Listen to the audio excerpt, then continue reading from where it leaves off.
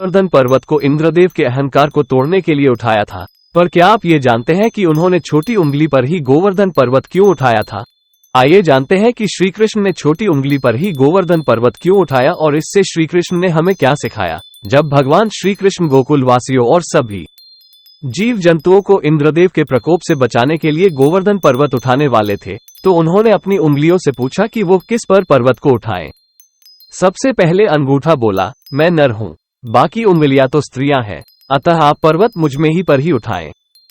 फिर तर्जनी उंगली बोली, किसी को यदि चुप कराना हो या कोई संकेत करना होता है तो मैं ही काम आती हूं, इसलिए आप केवल मुझ में ही पर्वत उठाएं।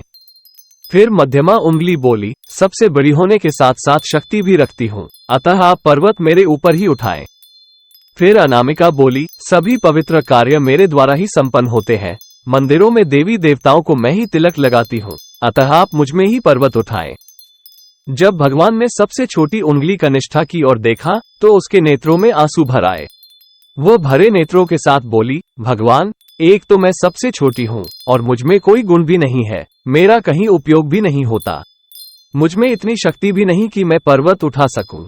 मुझे केवल इतना पता है कि मैं आपकी हूँ। छोटी उंगली की बात सुनकर भगवान श्री कृष्ण प्रसन्न हो गए और बोले, निष्ठा, मुझे विनम्रता ही तो पसंद है, यदि कुछ पाना हो तो विनम्र बनना पड़ेगा। इसके बाद कृष्ण भगवान ने छोटी उंगली को सम्मान देते हुए उसी पर गोवर्धन पर्वत उठाया। इस कहानी से श्री कृष्ण हमें ये शिक्षा देते हैं कि कभी भी अहंकार नहीं करना चाहिए, विनम्र और सरल बने रहना चाहिए ताकि प्रभु आपके हो सके। इसलिए घमंड त्याग कर छोटे और विनम्र बने ताकि हरि को पा सकें।